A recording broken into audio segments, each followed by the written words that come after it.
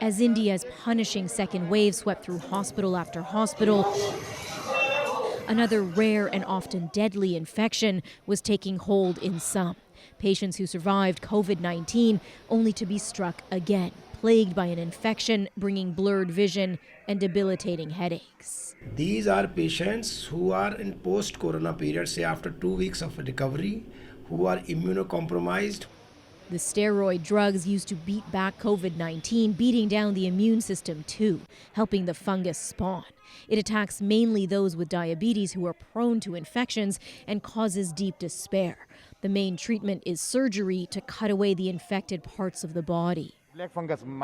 This man's friend had his jawbone removed. Doctors say he'll lose an eye too, the only way to save his life. Our strategy. India's prime minister has called the infection a new challenge that needs to be tackled. Several states have declared black fungus epidemics as the official number of those infected hovers near 12,000. This is beyond anything on our wildest nightmares. It's left fungal infection experts like Ilan Schwartz watching in horror. It is happening on a scale that is completely, without any modern precedent. India was already at a disadvantage. The rate of black fungus before COVID was 70 times higher than the rest of the world because so many Indians suffer from uncontrolled diabetes. With antifungal medication now in short supply, there's one slim bit of good news. This is not a contagious disease. People don't pass it from one individual to another.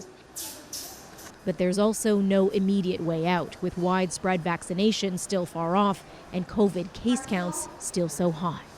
Salima Shivji, CBC News, Vancouver. The scientific name for this black fungus is mucormycosis or mucor.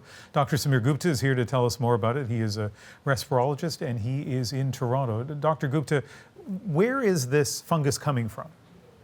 The fungus is ubiquitous, Ian. It's everywhere in the environment, particularly in decaying vegetation.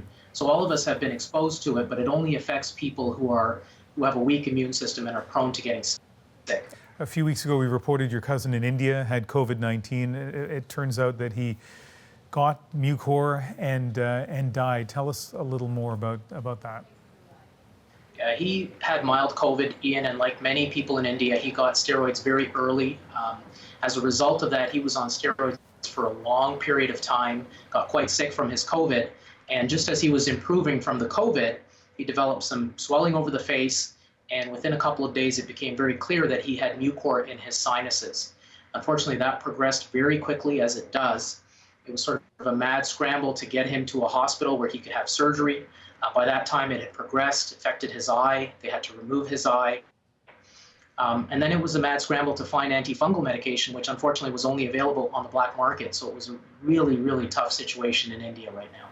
Yeah, these stories sound so difficult. What about any significant concerns that this could become an issue here in Canada?